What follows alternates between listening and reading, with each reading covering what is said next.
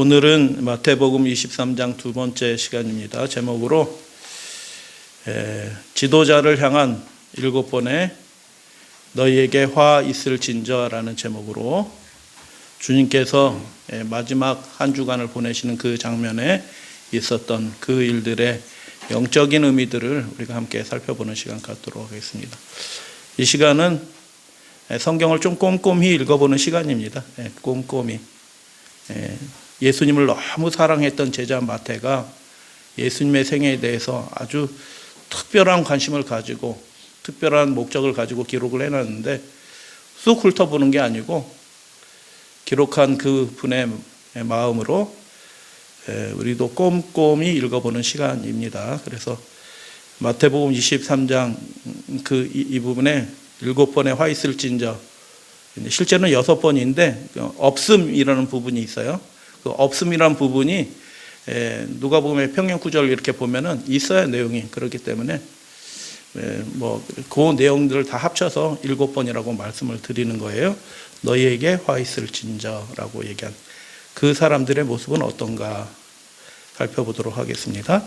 예수님이 주로 저 갈릴리 지역에서 사역을 하셨죠. 저기에서 사역하실 때도 반대와 배척을 많이 당하셨죠. 그러나 예루살렘에 와서 그분이 예루살렘을 정결하게 하시면서 벌어졌던 그 일들, 아주 적대적이고 살기가 등등한 그런 상황까지는 그렇게 자주 몰려다니지 않아요. 사람들이 좋아를 하셨죠. 왜냐하면 이적을 행하시고 그들에게 귀한 말씀을 또 전해주시고 하니까 사람들이 많이 몰려들었죠, 오히려. 그런데 예루살렘에 올라가면 올라갈수록 점점 상황이 악화됩니다. 그리고 예수님이 지금 23장에 보면 마지막으로 예루살렘에 올라가는데 그 예루살렘을 차지하고 있는 종교 지도자들, 그 종교 지도자들하고 충돌하죠. 결정적으로 충돌하죠. 무엇 때문에 충돌할까? 예수님이 그렇게 노골적으로 그들을 적대하거나 성전에서 벌어지는 어떤 일들에 대해서 개혁하려고 하지 않고 그냥 적절하게 좋은 말씀만 하면 저 이상한 선지자 나왔다라고 생각하는지 몰라요. 그러나 그들의 악행에 대해서, 그들의 외식에 대해서 예수님이 그냥 두지 않으신 겁니다. 그렇기 때문에 충돌이 될 수밖에 없는 그 극한 지점으로 자꾸 몰려가는 거죠. 이 마지막 시대에도 하나님께서 택하신 백성을 통하여 이 세상을 향하여 기별을 외칠 터인데, 말씀하게 하실 터인데, 그 기별들이 더 이상 참을 수 없는 지경까지 오는 그 시점이 옵니다. 그러면 국가와 타락한 종교 세력들이 연합해서 그 진리를 전하는 그 세력들에 대하여 결국 극단적인 행정명령이나 조치를 취하는 일들이 자연스럽게 이제 벌어질 것이죠. 그래서 예수님의 이 생애의 이 마지막 장면의 모습은 예수님이 참 어려운 일 당하셨다, 이게 아니고요. 그분을 따르는 사명자들, 이 마지막 시대 기별을 전하는 사람들이 당할 그 모습이기도 해요. 그러나 마지막 시대의 교회는 영광스러운 교회입니다. 승리하는 교회입니다. 살아서 예수님을 맞이할 교회입니다. 믿으시면 아멘. 그래, 하나님이 특별한 임재로 지켜주시고 보호하고 승리하게 해주실 교회입니다. 그래서 예수님이 예루살렘 성전에 들어가셔서 벌어지는 일들에 대해서 기록을 하죠. 종교 지도자들과 예수 그리스도의 뭐가 그렇게 달랐는가? 다 하나님 믿는 거고 성경 믿는 거고, 그런데 뭐가 그렇게 달랐는가? 결정적으로 다른 것들이 있죠. 예수님을 영접한 사람이나 예수님을 영접하지 않은 사람이나 제자들이나 그렇지 않은 사람들이나 다 공통적으로 오랫동안 그들이 갈망한 것은 예루살렘의 이스라엘의 구원인 것입니다. 그들의 나라의 구원이죠. 그들의 집의 구원을 그렇게 바랐죠. 근데 예수님은 뭐라고 얘기해요? 내 나라는, 이분이 꼭 그리스도이신 것 같은데, 메시아 같은데, 이분이 말씀하는 거 보면 또 아니야. 내 나라는 여기에 속한 것이 아니라 말씀하셨고, 하나님의 나라는 볼 수 있게 니네들이 육신이 원하는 그런 식으로 임하는 거 아니다라고 예수님이 말씀하셨죠. 그래서 충돌하는 거죠. 그렇게 생각하고 그 예루살렘 하나님을 섬기는 사람들을 그렇게 가르치고, 그래서 하나님의 나라는, 하나님의 계획은 그게 아니거든요. 근데 예루살렘을 점검한 사람들이 엉뚱하게 하나님을 가르치고 엉뚱하게 그분의 나라에 대해서 가르치고 있는 그 상황을 예수님은 그분의 나라의 주인이신 왕이신 그분이 그대로 둘 수가 없는 거예요. 그래서 변혁을 시도하는 거죠. 그러다가 이제 충돌을 하게 되는 일이 벌어져. 마지막 시대도 충돌하는 두 세력은 동일합니다. 짐승에게 미혹당하거나 굴복한 자들이 연합합니다. 미혹당해서 연합하고 굴복당해서 연합한 사람들이 있고, 반대편 예수 그리스도에 속한 사람들은 어떤 사람들이냐? 하나님의 계명과 예수 믿음을 지키는 정말 신실한 하나님을 사랑하는 사람들과 진정으로 사랑하는 사람들이 구분이 돼서 충돌하게 되는 일들이 정치적인 충돌로 보일 수도 있어요. 이 세상 어떤 일들로 충돌하는 일들이 벌어집니다. 반드시 충돌하죠. 왜냐하면 그 이해관계들이 접촉점이 없으면 충돌할 리가 없어요. 그러나 그들이 어떤 국가 법령, 정치적인 법령을 통해서 신앙의 문제들을 다른 데로 끌고 가는 것을 그래 멸망받을 사람은 멸망받아라 이렇게 하면은 충돌하지 않아요. 그런데 기별을 받은 사람들은 그렇게 하면 안 됩니다라고, 이게 이렇게 하는 것이 하나님의 뜻입니다라고 외치기 때문에 충돌하게 되는 거죠. 그래서 외치는 자가 있기 때문에 결정적으로 이렇게 충돌하는 일들이 벌어집니다. 그래서 모세의 자리에 앉은, 우리가 지난 시간에 배웠죠? 바리새인들과 서기관들이 누구의 자리에 앉았다고요? 모세의 자리에 앉았다라고 얘기하는 그들에게 예수님이 7번에 너희들은 화 있을진저, 화 있을진저라는 말이 구약의 용어는 뭐라고요? 저주를 받을지어다 라는 의미예요. 저주를 받을지어다. 예수님이 이렇게 품성이 고상하신 분은 아닌가요? 근데 여기 장면 읽어보시다 이제 함께 읽어보는데 욕도 하셔, 욕도. 그래서 우리가 생각하는 예수님의 모습하고 실제 예수님의 모습은 좀 이렇게 굉장히 좀 이렇게 차이가 있을 수도 있어요. 우리가 선입견으로 가진 모습. 함께 이제 하나씩 살펴보는 시간 갖도록 하겠습니다. 봉독하겠습니다. 13절 화 있을진저 시작. 화 있을진저 외식하는 서기관들과 바리새인들이여, 너희는 천국 문을 사람들 앞에서 닫고 너희도 들어가지 않고 들어가려 하는 자도 들어가지 못하게 하는도다. 나사렛 이단이다라고 딱지 붙여놓고 율법을 모르는 자들만 미혹당하는 거지, 율법 아는 사람들은 그 나사렛 이단에 미혹당할 수 없다. 그들은 율법도 모르고 하나님도 모르고 안식일도 폐하려고 그러고 이런 별 이야기를 다 갖다 붙이는 거죠. 그렇게 해서 장로의 규례도 어기는데 어떻게 그 사람들이 하나님을 안다라고 얘기할 수 있느냐라고 그렇게 이야기하는 사람들. 근데 이게 외식하는 자들이여라고 얘기했는데, 초등학생들은 이 외식하는 자들이여 하면 외식은 좋은 거 아닌가? 이렇게 생각할런지 모르겠어요. 외식.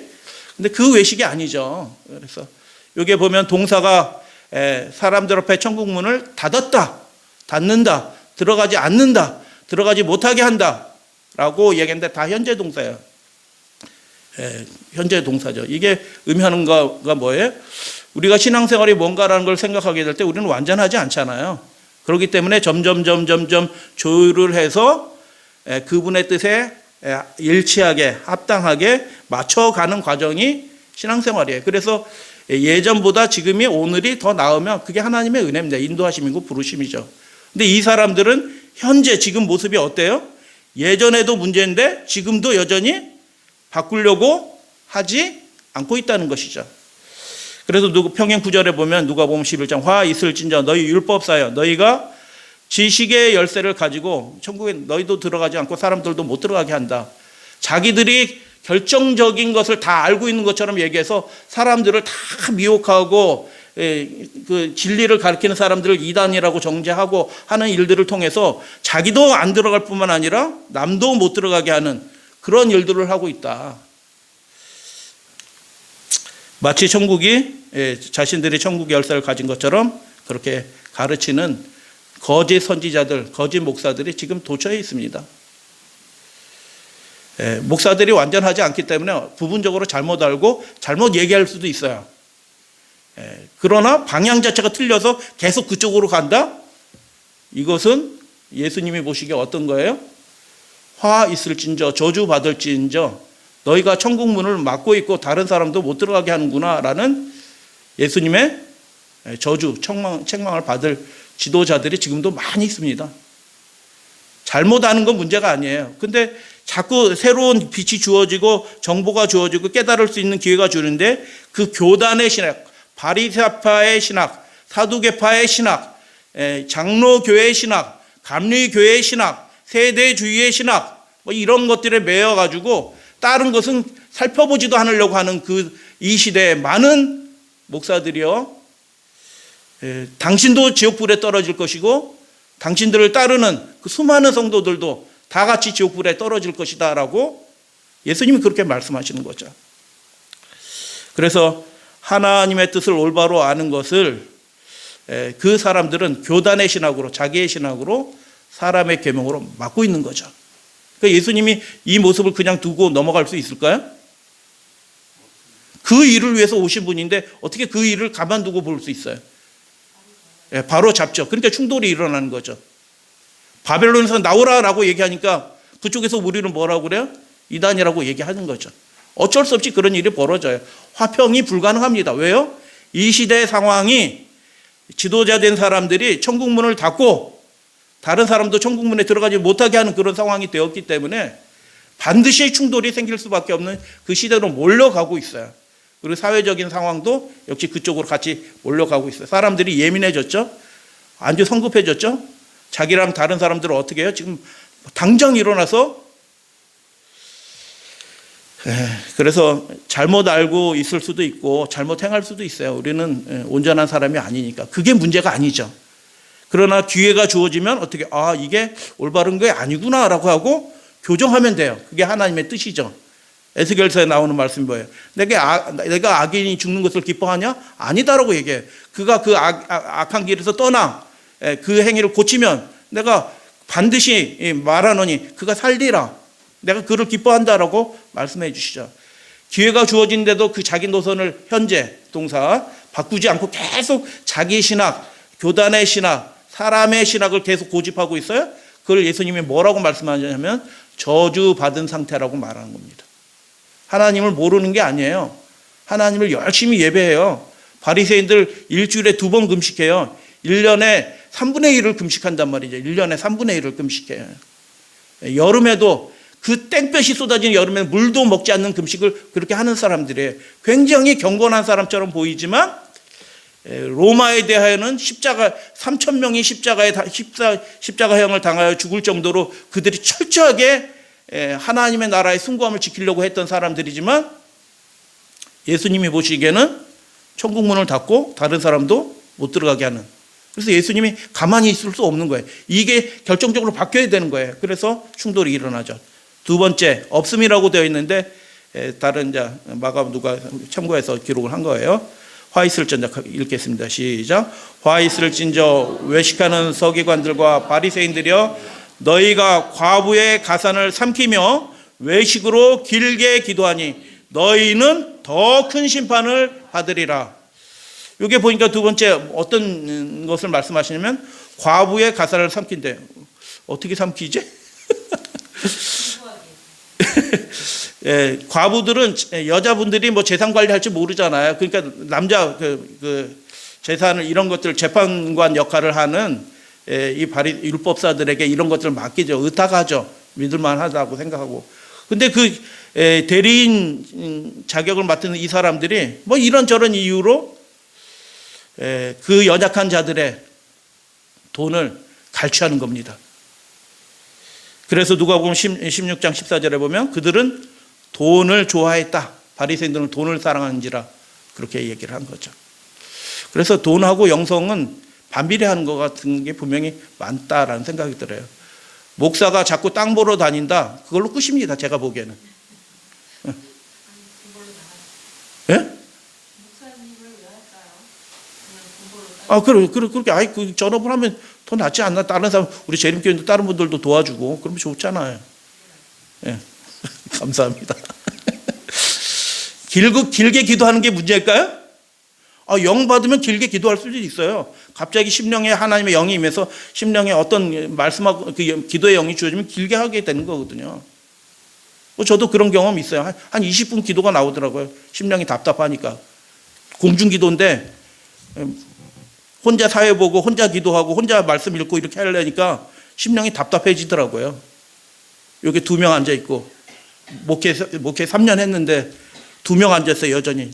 부임 설교도 2명, 3년 있다가도 연말 기도 지치를 하는데 2명. 이거 답답하겠어요? 안 답답하겠어요?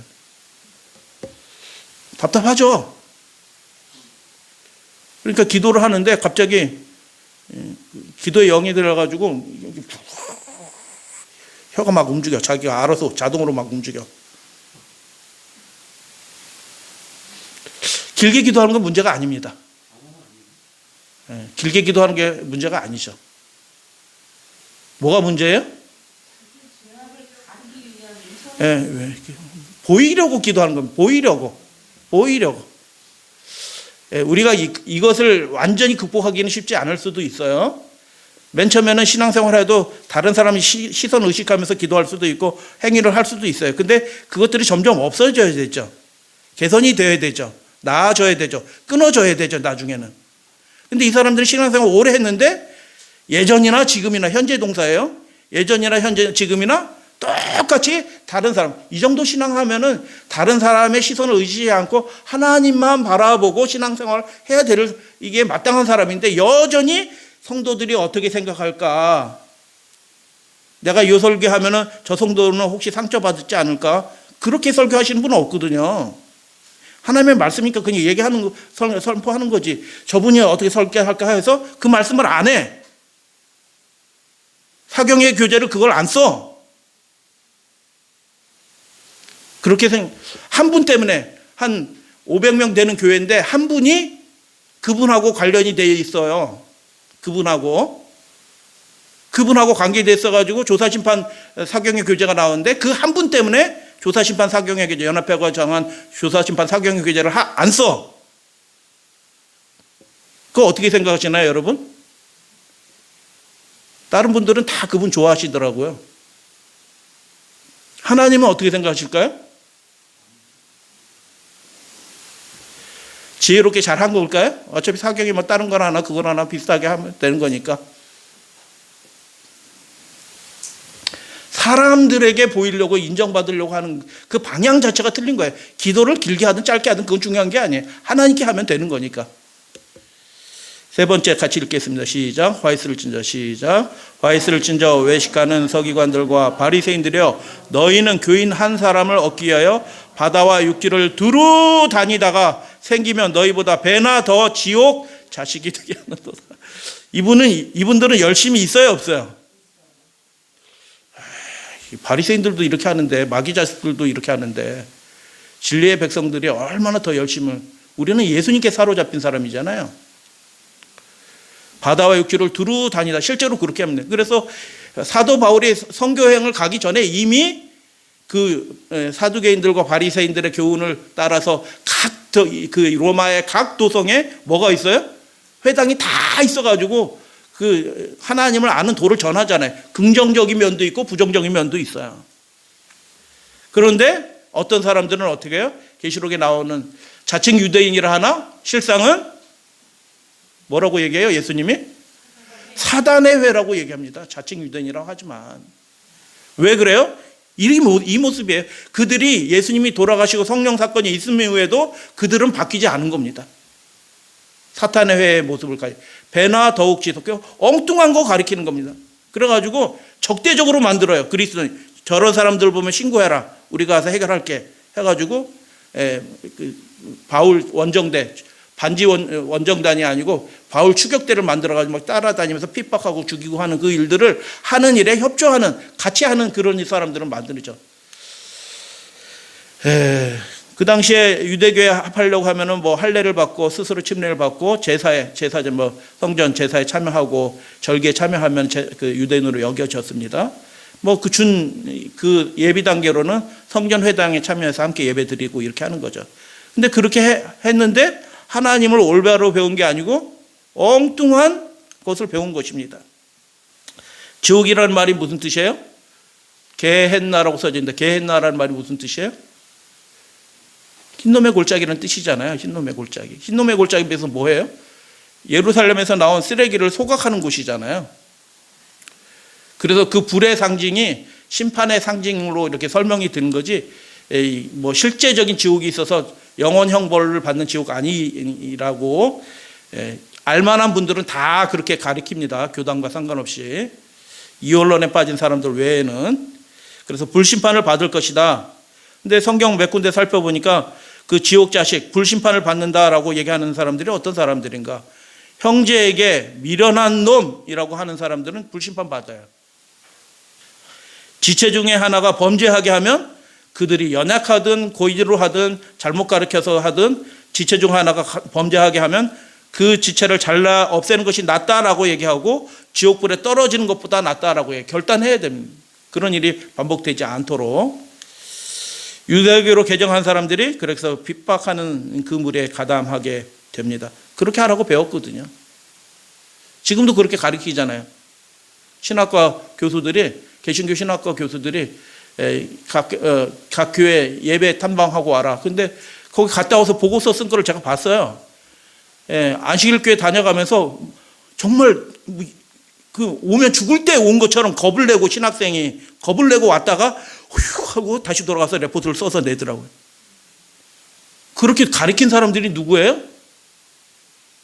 심판받을 겁니다. 그러니까 와서 이렇게 보니까 그렇게 이상하지는 않는데 그 얘기만 듣고 어떻게 해요? 야, 저게 가면 완전히 그냥 사탄 마귀들이 드글드글 하는 곳인 것처럼 그런 인상을 받고 와가지고 신대원 가가지고 레포트를 써서 냈는데 어디를 다녀왔는데 제가 그 레포트를 보면서 야, 이 사람들이 있구나. 우리가 다른 교회 가면 그런 느낌으로 가나요? 저는 형제의 느낌으로 가거든요. 근데 그 사람들은 요게 마귀 새끼들이 모여있다라는 생각을 가지고 오더라고요. 그래서 완전히 다르구나, 이게. 그래서 그 당시 유대인의 그 기질적인 모습 있죠. 열심은 있는데 엉뚱한 대로 열심을 내가지고 하나님을 올바로 믿는 사람들을 핍박하는 그 일들에 아주 열심인 사람들, 그 모습들. 너희 심판받을 거다, 이렇게 말씀하죠. 그래서 그들은 올바로 가르쳐야 될 거룩한 책임이 있었죠.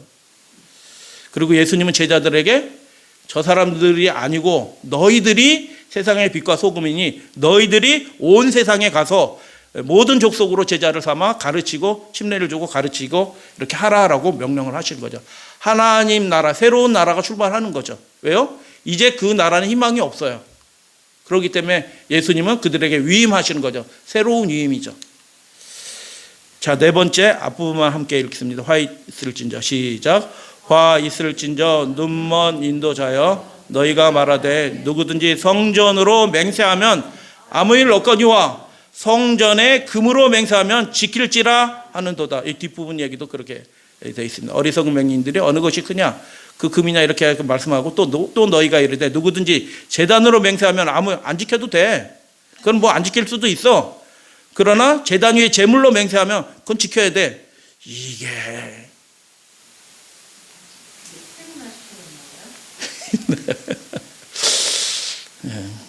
맹인들이 어느 것이 크냐, 예물이 크냐, 그 예물을 거룩하게 하는 제단이냐. 예수님은 생각이 다른 거죠. 생각이 다를 뿐만 아니라 근본적인 걸 말씀하죠.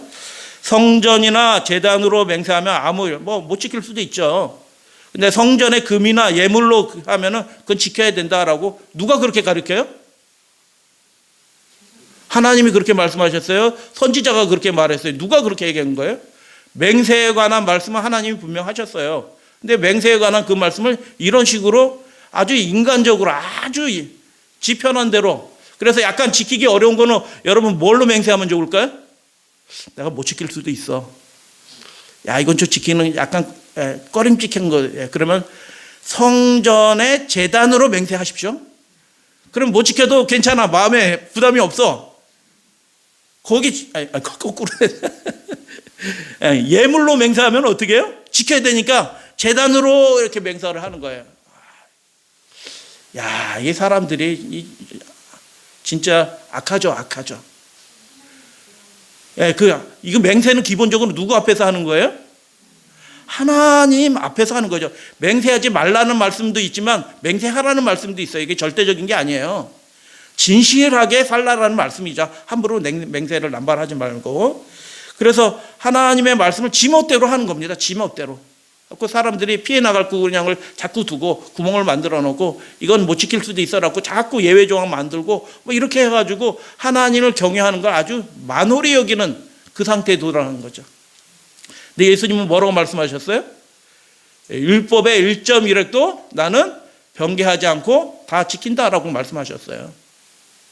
그러니까 완전히 노선이 다르죠. 거짓 맹세하는 것은 하나님의 이름을 욕되게 하는 것이고 하나님이 미워하시는 거다. 진실하게 살라라고 얘기했는데 하나님의 거룩한 사물들을 가지고 못 지킬 수도 있으니까 피해나. 요거 이렇게 하는 것도 맹세했으면 그럼 뭐 지킬 수 있으면 좋아. 뭐 이 정도로 얘기해 버리니까 그렇게 말씀하는 거죠. 그러므로 제단으로 맹세하는 자는 제단과 그 위에 있는 모든 것으로 맹세하는 거다. 하나님 앞에 하는 거다라고 말씀하시는 거죠. 예수님은 하나님의 이름을 내세우지 않고 맹세를 예할 거는 예하고 아니요 할 것은 아니요 하라. 그렇게 진실하게 대답하면 된다라고 그렇게 말씀을 하셨죠. 예수님은 하늘로도 땅으로도 예루살렘으로도 사람 자신의 머리로도 맹세하지 말라고 당시에 맹세했던 구체적인 방법에 대해서 조목조목 제시하면서 절대로 맹세하지 말라라고 말씀하신 겁니다. 사람들이 맹세를 남발하니까, 그런 맹세해놓고 안 지키니까 절대로 맹세하지 말라. 하늘로도 맹세하지 말고 땅으로도 예루살렘으로도 자신의 머리를 걸고도 맹세하지 말라라고 그 맹세에 대해서 굉장히 부정적이 되셨죠. 진실함이 사라진 겁니다. 진실함이. 여러분 맹세하신 적 있으시나요? 맹세는 안 해도 약속은 좀 하자 우리가. 못 챙긴 것도 많이 있습니다. 그래서 참 우리가 연약한 존재다라는 생각을 하게 됩니다. 맹세의 목적은 우리가 진실하게 살려고 하는 이유에서 맹세하는 건데 그것을 남용하는 것은 일종의 범죄죠. 범죄. 미슈나에 따라 그들의 율법 해설서 미슈나에 따르면 하늘이나 땅으로 맹세하는 것은 아무런 구속력이 없던 헛맹세였고 히브리어 알렙과 달렛 이렇게 있어요. 이렇게 생긴 거. 맹세하는 것은 효력이 있다고 보았다. 왜냐하면 그 히브리어 철자 알렙과 달렛이 나의 주를 아도나이의 아도 할 때 알렙, 달렛, 아도 아도나이의 두 철자 하나님을 주를 가리키는 철자로 맹세하면 그건 하나님께 맹세하는 거니까 지켜야 된다 이렇게 얘기하는 거예요. 하늘도 땅도 그거 아닌가요?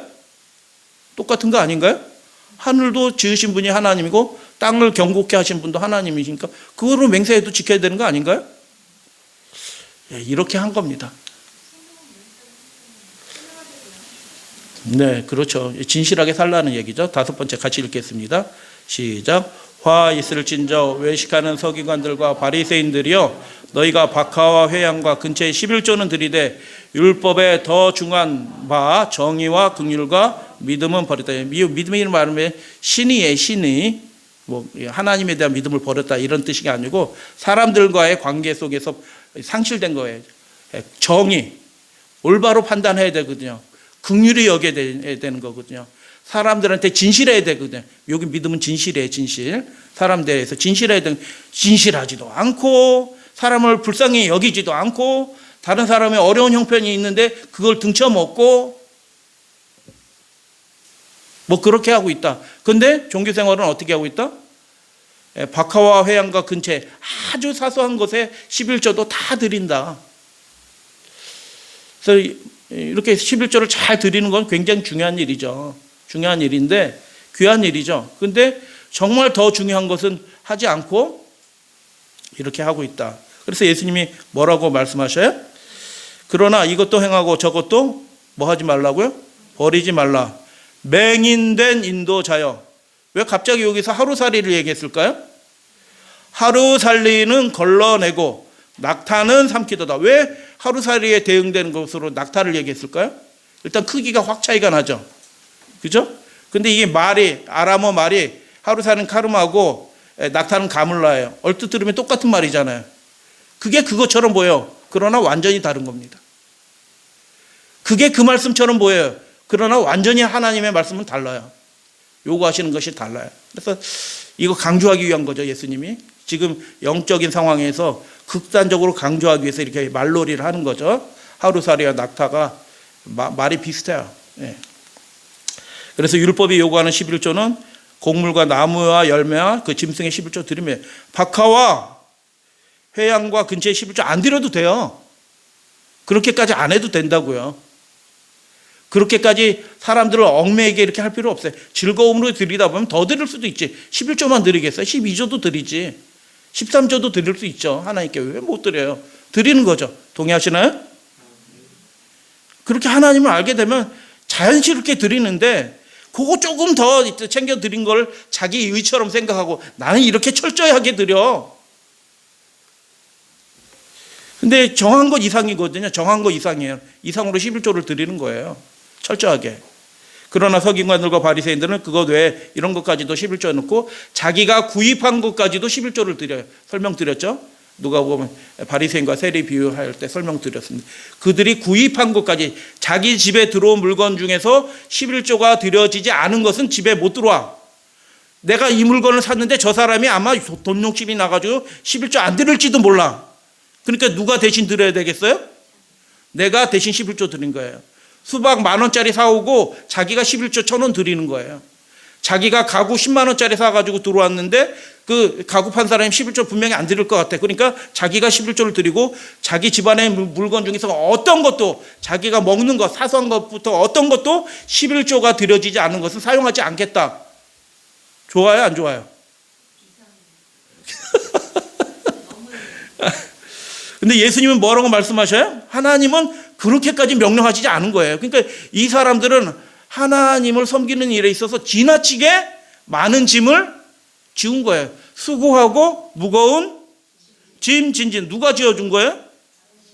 이 사람들이에요. 이 사람들. 뭐 이렇게까지 하는 것을 그 자체로 나쁘다고 얘기할 수는 없어요. 근데 그것이 법인 것처럼 가리키는 건 문제고요. 그리고 더 문제는 뭐예요? 하나님의 말씀의 더 큰 핵심이 뭐예요? 다른 사람, 어려운 사람을 도와주고 올바른 재판하고 긍휼히 여기고 다른 사람에게 신실하게, 속이지 말고 신실하게, 과부의 재산 삼키지 말고 재산 맡았으면 진실하게 하고 약속했으면 손해봐도 지키고 이렇게 해라라고 그렇게 권면하는 거죠. 11조를 드리는 것으로 정의와 긍휼과 신실을 대신할 수 있을까요? 우리 지난 시간에 22장 하면서 배웠죠? 첫째, 크고 되는 첫째 계명과 둘째 계명이 똑같은 거라고요? 완전히 다른 것입니다. 대체 불가능한 것이에요. 예수님의 입장은 분명합니다. 그래서 이것도 행하고 저것도 행하고 하나님의 말씀은 하나도 땅에 떨어지는 바가 없어요. 지나치게 할 필요도 없어요. 더 하는 것은 자기가 서원하면서 하면 되는 거고 고아와 과부를 변호하라라고 얘기했어요. 정의에 관해서 압제에 당하는 자, 무지하게 빌린 자들 때문에 유대 나라가 망했습니다. 그 정의의 문제, 공의의 문제 때문에 인애와 자비를 내가 원하는 제사가 뭐냐? 인애와 자비를 원한다. 그래서 예수님의 말씀은 구약 성경의 그 선지자들의 말에 그것의 확장판이에요. 확장판 사실은. 여호와께서 내게 구하시는 것이 무엇이냐? 이런 것들이다라고 말씀하신 그것들을 그 외식하는 그 종교 지도자들에게 말씀하죠. 여섯 번째, 화 있을진저 앞부분만 같이 읽겠습니다. 25절 시작. 화 있을진저 외식하는 서기관들과 바리새인들이여 잔과 대접의 겉은 깨끗이 하되 그 안에는 탐욕과 방탕으로 가득하게 하는도다라고 얘기하고 너희는 먼저 안을 깨끗하라. 그 안에 안에 뭐 들었냐? 죽은 사람의 뼈와 모든 더러운 것이 가증한 것이 더러운 것이 부정한 것이 가득하다라고 얘기하고 회칠한 무덤 같다라고 이렇게 얘기하죠. 회칠한 무덤이 무슨 뜻인지 아시죠? 예루살렘으로 올라가려고 하면 부정하면 안 돼요. 음침한데 안 갑니다. 나무 밑에 같은 안 들어가요. 덥다고 해도 나무 밑에 이렇게 들어가다 뭐 이상한 거 벌레 같은 거 떨어지면 어떻게 해? 부정이 지잖아요. 그러니까 덥다고 나무 밑에 쉽게 들어가는 사람들이 아니에요, 그 사람들을. 그러니까 제사장들이 6월절 같은 때 되면은 그 사람들이 부정해지지 않도록 제사장들이 다 사방으로 파손돼서 그 오는 길에 평토장한 무덤이 있거든요. 평토장한 무덤에 여기는 무덤이다라고 표시를 해요. 어떻게 표시해요? 회칠을 하얗게 해놓습니다. 그럼 눈에 잘 띄죠. 저기는 밟으면 안 돼, 부정해져. 그래서 겉은 깨끗해 보여요. 그러나 그 속에는 뭐가 들어있어요? 뼈와 모든 더러운 것이 가득한 것처럼 그 사람의 심령 속에 그 속을 깨끗하게 하는 자기 속을 들여다보지 않기 때문에 성령의 인도하심을 거절하였기 때문에 그 속의 문제들이 가득하다. 겉을 이렇게 깨끗하게 하는 것은 아무런 소용이 없다. 그래서 안으로는 외식과 불법이 가득하도다라고 그렇게 말씀하는 거죠. 예루살렘의 마음의 악을 씻어버리라. 그러하면 구원을 얻으리라. 무슨 악을 씻어버리라고요? 예레미야 선지자를 통해서 그 예루살렘 사람들한테 울면서 외치잖아요. 뭘 해결하라? 그 마음에 있는 그 죄악들과 부정을 그걸 해결해야 되는 거예요. 그걸 해결.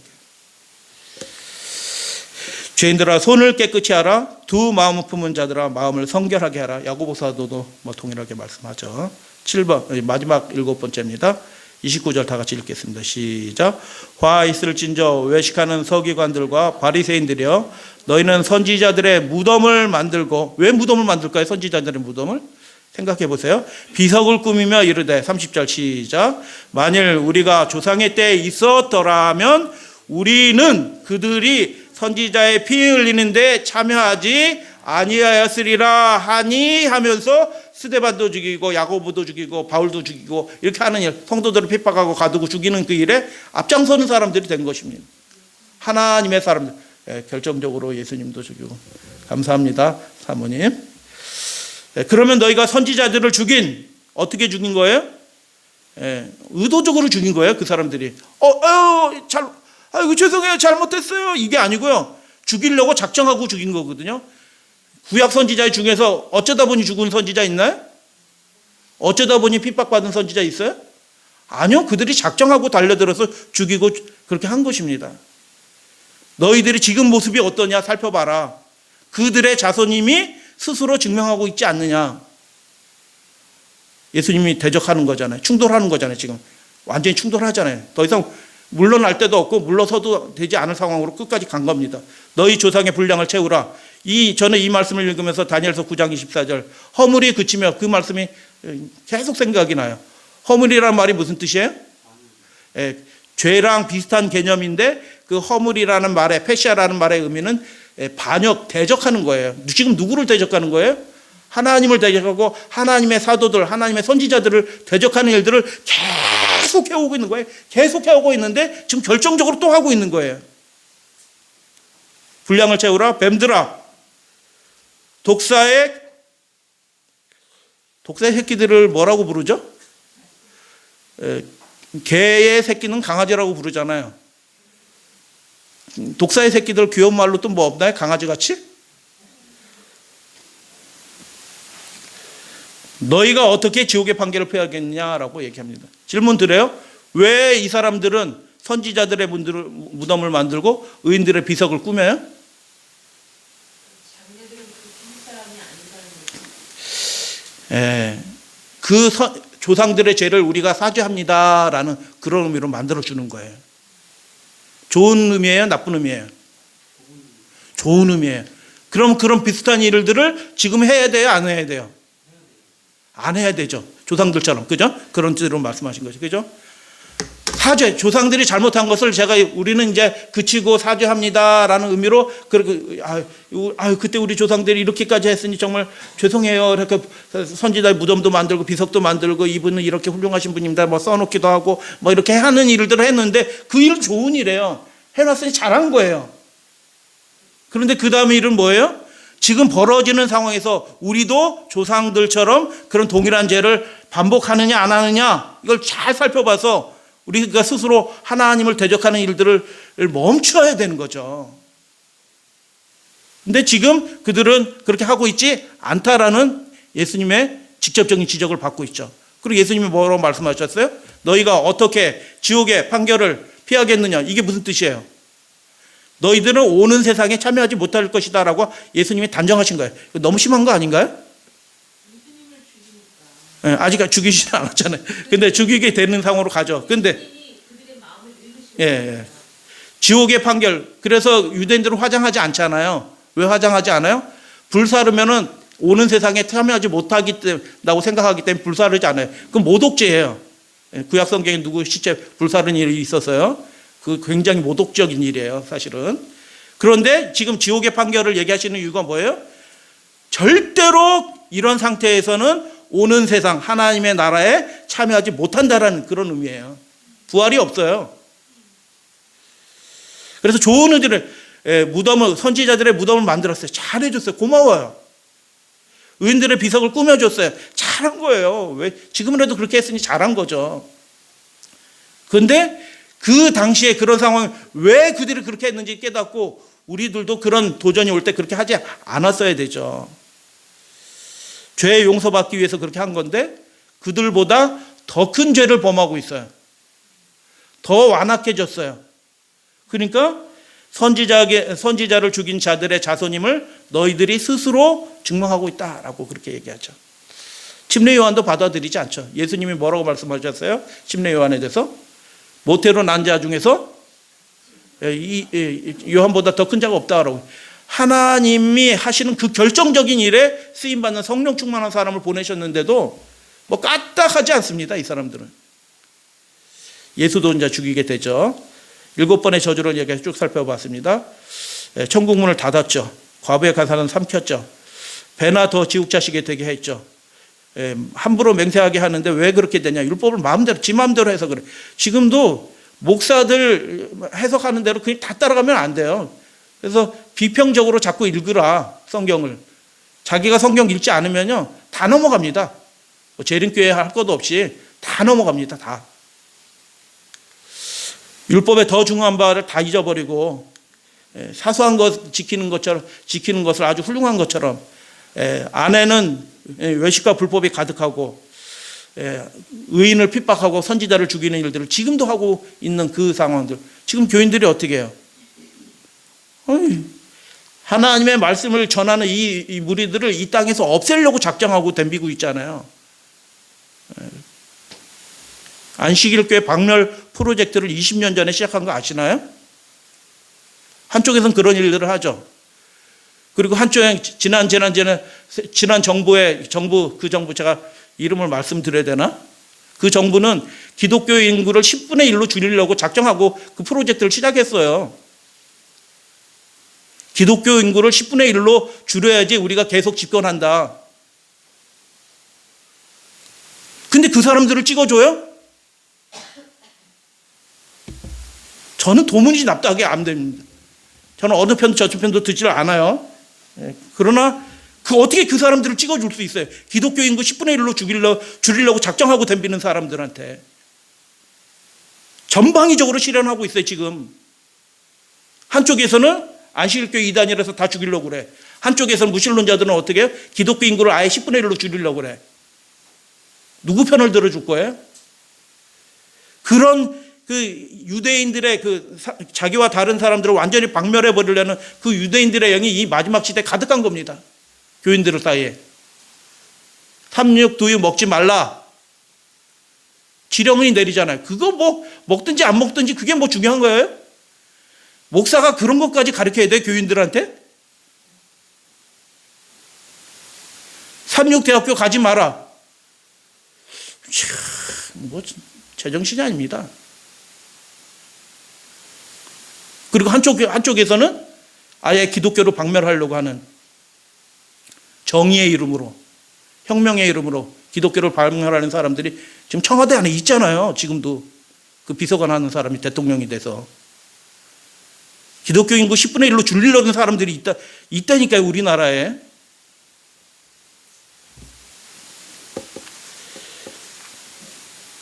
그런 영이 가득한 시대가 된 겁니다. 충돌할 수밖에 없는 그런 시점으로 자꾸 몰려가고 있어요, 우리가. 우리에게 필요한 건 뭘까요? 지금 예수님이 지적하신 이것의 정반대의 품성이 우리에게 필요한 겁니다. 우리는 당해도 원수 갚으려고 하는 그런 일들을 하지 않게 되는 거죠. 예수님의 비평적이죠. 이 상태는 절망적인 것입니다. 절망적인. 강경하게 이렇게 경고하고 지적하신 이유들이 있죠. 다른 사람도 죽게 하는 거고요. 하나님과 아무런 상관없는 영성이고요. 남도 망하게 하는 잘못된 모본을 하나님의 말씀들을 마음대로 해서 그래서 진리가 뭔지 어떻게 성경을 읽는지도 모르게 만들어버리는 하나님이 원하시는 것엔 관심이 없어요. 진정한 문제는 아느니 아는데 아내는 바라보지 않고 겉만 멀쩡하면 다 오케이야. 자기기만적인 상태. 그래서 예수는 징조를 말씀하시고 악한 종이다라고 말씀하셨어요. 그 악한 종을 뭐라고 얘기하냐면 그 마태복음 24장에 아직 우리가 살펴보지 않았지만 나와요. 그 악한 종을 외식하는 자의 벌을 받는다라고 얘기해요. 그 악한 종이 게으른 악한 종이 무슨 벌을 받아요? 외식하는 자의 그 벌을 받는다라고 얘기해. 특별한 말씀이거든요. 그 벌이 뭘까? 왜 악한 종들이, 게으른 종들이 그 외식하는 자의 벌을 받나? 하나님의 종들인데 외식하는 자의 벌을 받는다라고 해. 외식하는 자의 벌이 뭔지, 왜 그들이 하나님의 종인데도 불구하고 그 형벌을 받는지 살펴볼 거예요. 주인이 더디오리라 하고 동무들을, 평행구절을 보면 동물을 때리고 친구들을 먹고 마신 종이에요. 평행구절을 보면 신실하지 않은 종이라고 그렇게 이야기합니다. 누가복음에는 12장에 그들은 두 부류가 있어요. 신실하지 않은 것에 두 부류가 있어요. 주인의 뜻을 알고도 준비하지 않은 사람이 있고요, 알지 못하고 준비하지 않은 사람이 있어요. 근데 예수님이 말씀하셨어요. 어미 때리고, 마태복음 24장 어미 때리고라고 얘기했는데 누가복음 12장에는 많이 맞겠고 좀 덜 맞겠고 이렇게 얘기한 거예요. 맞겠다라고 얘기하는 거예요. 하나님이 그냥 두시지 않아요. 지도자들을 때리십니다. 믿으시나요? 때리신다고 이야기하셨다. 어미 때린다. 그리고 뭐라고 말씀하셨냐면 벌 받으리라. 외식하는 자의 벌에 처했는데 그게 무슨 벌이냐? 더 큰 심판. 우리가 읽는 너희가 더 큰 심판을 받으리라 했는데 그 더 큰 심판이 뭐냐? 33절에 보면 어떻게 지옥의 판결을 피하겠느냐라고 얘기했는데 불심판이죠. 그 불심판에 대해서 뭐라고 말씀하셨냐면 때리고 맞을 뿐만 아니라 뭐라고 말씀하셨냐면 불심판에 받을 것이다 라고 마태복음 24장에도 그렇게 얘기해요. 거기서 슬피 울며 이를 갈려. 거기가 어디게요? 외식하는 자들이 심하게 맞고 엄하게 맞고 거기서 슬피 울며 이를 갈리라 라고 얘기해요. 거기가 어디예요? 앞에서 말씀하신 그 겟네예요. 그들은 불심판이 확정된 겁니다. 고치지 않으면 확정된 거예요. 슬피 울며 이를 간다는 건 뭐예요? 아, 내가 이렇게 됐구나 하는 것을 자각하면서 슬피 울며 이를 간다는 건 고통을 동반한 심판이 집행된다는 뜻이에요. 한순간에 이상구처럼 소멸되는 거다 헛소리 하지 말라고 그래요. 예수님 그런 말씀을 안 하셨어요. 더 맞을 사람이 있고 덜 맞을 사람이 있고 차등이 있어요. 예수님은 그렇게 말씀하셨어요.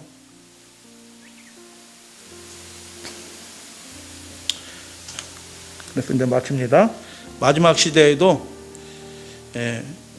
영적으로 문제되는 것이 뭐냐면 그 외식이에요. 신실하지 않음이에요. 하나님 앞에 신실하지 않음. 그러나 성령이 밝히 말씀하시기를 후일에 어떤 사람들이 믿음에서 떠나 미혹하게는 영과 귀신의 가르침, 이건 뭐예요? 마귀 가르침을 따를 것이다. 교회에서 설교를 하는데 그게 마귀 가르침이야. 쫓으리라 하셨으니 자기의 양심에 화인 맞아서 바꿀 줄 모르는 거예요. 하나님과 맞춰가야 되는데 바꿀 줄은 몰라. 자기 삶을. 예전 삶은 문제가 안 돼요. 이렇게 바꿔가면 돼요. 점점 바꿔가면 돼. 인도하심을 따라 바꿔가면 되는데 화인 맞아서 바꿀 줄 몰라. 그래서 외식함으로 거짓말을 하는지 마지막 시대에도 이 외식이 문제가 되는 거죠.